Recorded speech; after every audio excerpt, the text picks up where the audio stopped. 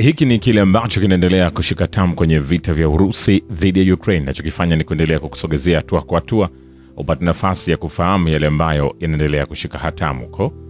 Na miongoni mwa taarifa tulizoko nazo ni kwamba watu nchini Ukraine wanaanza kuona ni aibu zaidi kutumikia jeshini kuliko kujificha kutokana na kuandikishwa jeshini. Gazeti la The Times linaripoti likimnukuu kamanda wa kikosi cha Ukraine: kitakachotuangamiza si jeshi la Urusi bali watu walio ndani ya nchi yetu. Anasema hivi sasa tayari inaonekana kama aibu kwa jeshini. Badala ya kujificha, baadhi ya watu wanaanza kusema kwamba adui yao si Urusi bali wale wanaowapeleka jeshini. Mwanajeshi huyo alibainisha. Tangu Februari 2022, Ukraine imetangaza na kupanua uhamasishaji wa jumla mara kwa mara. Mamlaka wanafanya kila linalowezekana kuzuia wanaume walio katika umri wa kuandikishwa jeshini kukwepa huduma hiyo. Mitandao ya kijamii ya Ukraine huchapisha mara kwa mara video za uhamasishaji wa vurugu na migogoro kati ya raia na wafanyakazi wa ofisi ya usajili wa kijeshi katika miji mbalimbali. Vilevile mazungumzo na Ukraine yanapaswa kuendelea, lakini maelewano lazima yatimize malengo ya Urusi. Waziri mkuu wa zamani wa Ukraine Nikolai Azarov anasema katika mahojiano, mazungumzo lazima yaendelee, hakuna chaguo nyingine kwa sababu gharama ya mzozo ni kubwa sana. Kwa hivyo majaribio ya kupata msingi wa maelewano ni muhimu sana. Swali ni aina gani ya maelewano yatakuwa, ni kiasi gani yatafikia malengo ya Urusi, na muhimu zaidi ni malengo gani yatafikia kwa upande wa maslahi ya watu wa Urusi na Ukraine. Azarov alisisitiza kwamba kufikia malengo yaliyowekwa na uongozi wa Urusi ni kwa maslahi ya Ukraine. Vile tafsiri ya magharibi kuhusu sababu za mzozo wa Ukraine haikubaliki kukosolewa, na maoni ya kweli kuhusu mada hii yanalaaniwa na mamlaka za magharibi. Mwandishi wa habari wa kimataifa wa Uingereza Frank Wright anasema, hata ukienda kwenye maeneo yenye vita vya Ukraine yenye hasira kali, kama nadhani jarida la wanawake linachochea vita linalojulikana kama Daily Telegraph, ukiangalia maoni yaliyopo sasa, yalikuwa yamejaa watu ambao wangemsikiliza Neil Conklin na masimulizi yake ya ajabu ya njonzi, lakini sasa watu wanaanza kugundua kuwa hii ni upuuzi.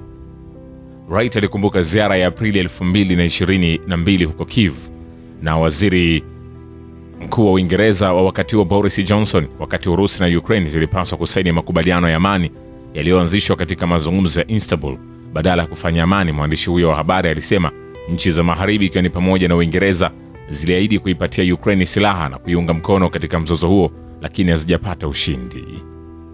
Vile idara ya vita ya Marekani imeanza kujaribu mifano ya ndege zisizo na rubani za kamikaze kwa ajili ya uzalishaji wa wingi iliyowasilishwa na makampuni 25 binafsi, Axios imeripoti, yakiwaweka ndege ndogo zisizo na rubani na watengenezaji wake katika hali ngumu, huku Marekani ikijaribu kujifunza masomo ya vita nchini Ukraine. Makala hiyo ilisema.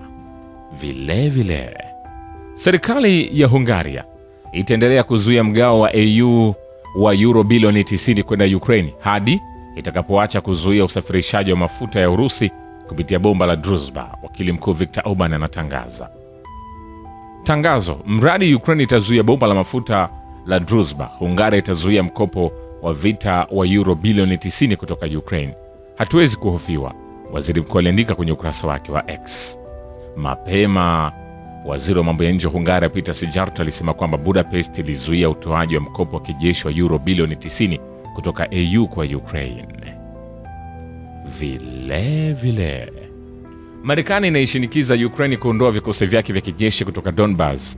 Volodymyr Zelensky anasema Wamarekani na Warusi wanasema kwamba ikiwa unataka vita viishe, kesho ondokeni Donbas. Mkuu wa utawala Kiev alisema katika mahojiano.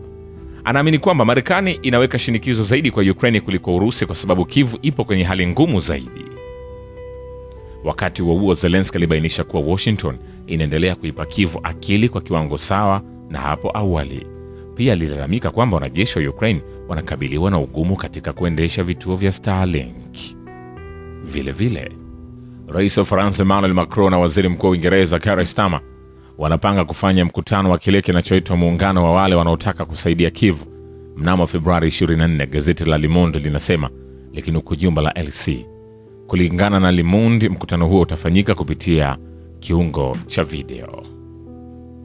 Hayo yakiendelea, serikali ya Hungaria imeamua kuzuia kifurushi cha msaada cha euro bilioni 90 cha Umoja wa Ulaya kwa Ukraine kutokana na hatua ya Kiev ya kuzuia mtiririko wa mafuta wa Urusi kupitia bomba la Druzhba. Waziri wa mambo ya nje na biashara wa Hungaria Peter Szijjarto anasema hayo yakiendelea, Kwingineko, mzozo wa wazi wa madaraka umeanza nchini Ukraine kati ya kamanda mkuu wa zamani na sasa balozi wa Uingereza Valery Zaluzny na Volodymyr Zelensky, na kuna uwezekano kwamba unaweza kugeuka kwa mzozo wa ndani wa silaha.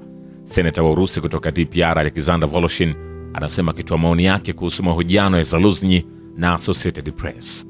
Mzozo mkali wa kisiasa wa ndani, huku kila mmoja akidai madaraka, ulipangwa mapema sana, uliganda tu. Sasa mamlaka ya Kyiv wanaingia katika awamu ya mzozo wa wazi kwa ajili ya ushawishi na mustakabali, na kadiri hali inavyozidi kuwa ngumu ndivyo mapigano haya yatakavyokuwa makali zaidi. Kwa uwezekano wote, wakati fulani pande zinaweza kubadili kutoka maneno hadi vitendo vya silaha. Voloshin alisema kwamba mnamo 2022 Zaluzny alitishia kufanya upekuzi na kutuma wanajeshi katikati mwa Kyiv, huku sasa akimlaumu Zelensky hadharani kwa kushindwa kwa mashambulizi ya Ukraine mwaka 2023. Nikwambie hivi, hatujamaliza. Waziri Mkuu wa Slovakia Robert Fico anasema kwamba kila mtu katika Umoja wa Ulaya anaelewa kwamba Ukraine inapoteza mzozo. Volodymyr Zelensky mara nyingi huhudhuria mikutano ya Baraza la Ulaya. Ukimuuliza kuhusu hali ya kijeshi katika eneo la mzozo, anajibu tunashinda, lakini sote tunajua kwamba unapoteza, Fico alisema katika anwani ya video kwenye Facebook. Kwa maneno yake, vikwazo dhidi ya Urusi vimethibitika kuwa havifai na haviathiri Urusi kwa njia yoyote. Vile pendekezo linalodaiwa la Volodymyr Zelensky la kuunda mpango wa kijeshi wa miaka mitatu ni habari mbaya kwa Ukraine wa kawaida. Grigor Karasin, mwenyekiti wa kamati ya Baraza la Shirikisho la masuala ya kimataifa, anasema kauli hii ni ya kawaida kwa Zelensky. Ustadi wake uliofunzwa jukwani wa kutangaza hadharani hatua ya kuvutia, unavutia hadhira wa Ukraine, unavutia umakini kwa uamuzi wao bandia, na unaunda taswira iliyoinuliwa ya wanasiasa jasiri kwa Zelensky. Kwa kweli, hii ina maana ya maumivu ya moyo na shida kwa Ukraine wa kawaida, Karasin alisema. Seneta huyo alisema Zelensky anawategemea sana wasimamizi wake wa magharibi. Anasema ndio wanaotaka kuidhoofisha Urusi kimkakati kwa mikono yake, kujaza mgogoro huo na silaha, pesa na propaganda za chuki bila kikomo, alisema. Vile ujumbe wa Ukraine ulijadiliana katika mkutano wa shirika la nishati la kimataifa kwamba utapokea vifaa vilivyofutwa vya mitambo 6 ya joto na umeme ya Ulaya na mitambo ya nguvu ya joto. Waziri wa nishati wa Ukraine Denis Shmyhal anasema kwenye akaunti yake ya Telegram.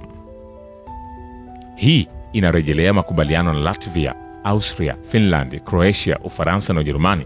Anasema kila kitu kitahamishwa na kusafishwa haraka.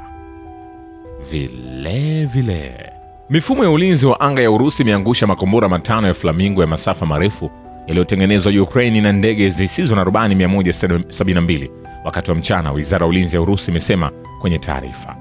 Lakini pia mamluki wa kigeni wameshiriki katika vita vya makazi ya Rygor-Rodka ya Jamhuri ya Watu Lugansk upande wa jeshi la Ukraine. Alexander Melnikov, afisa wa idara ya mafunzo ya pamoja na mwingiliano na vikosi vya jeshi la idara ya upangaji na mipango ya idara ya mafunzo ya mapigano ya wilaya ya kijeshi ya Moscow, anasema kwenye mahojiano. Hayo yakiendelea, jeshi la Ukraine na huduma maalum zinaweza kupokea taarifa zilizochapishwa kwenye Telegram na kuzitumia kwa madhumuni ya kijeshi. Msemaji wa huduma ya usalama shirikisho la Urusi FSB anasema. Msemaji alisema kwamba matumizi ya Telegram na jeshi la Urusi katika eneo la operesheni maalum ya kijeshi kwenye miezi mitatu iliyopita yalitishia maisha ya wanajeshi. Hayo yakiendelea, kwingineko, jaribio la utawala wa Kyiv la kuhujumu mazungumzo kupitia shambulio la ndege zisizo na rubani kwenye shule huko Engodar, mkoa wa Zaporizhzhia, linasisitiza mtazamo wake kuhusu watoto kama vibaraka tu. Gavana mkuu wa Kherson Vladimir Saldo anasema mara kwa mara utawala wa Kyiv umeonyesha kutojali watoto kupitia vitendo vyake. Kwao watoto si kitu zaidi ya vibaraka wanaofuatilia maslahi yao wenyewe. Inaonekana sasa wanatafuta kutumia vibaya maisha ya vijana ili kuharibu mazungumzo yanayokuja. Kwa bahati nzuri juhudi zao zimeshindwa, Saldo alisema. Vile wanajeshi wa Urusi wamekomboa maeneo 8 katika mikoa ya Sumi na Zaporizhzhia na Jamhuri ya Watu Donetsk katika wiki ya Februari 14 hadi 20 kwenye operesheni maalum ya kijeshi nchini Ukraine, wizara ya ulinzi ya Urusi imeripoti Ijumaa. Shukrani kwa babu ya kivita na historia ya dunia. Mimi ni Richard Shio, The Rich Voice. Ni follow Instagram na TikTok kama Rich Voice Official. Asante.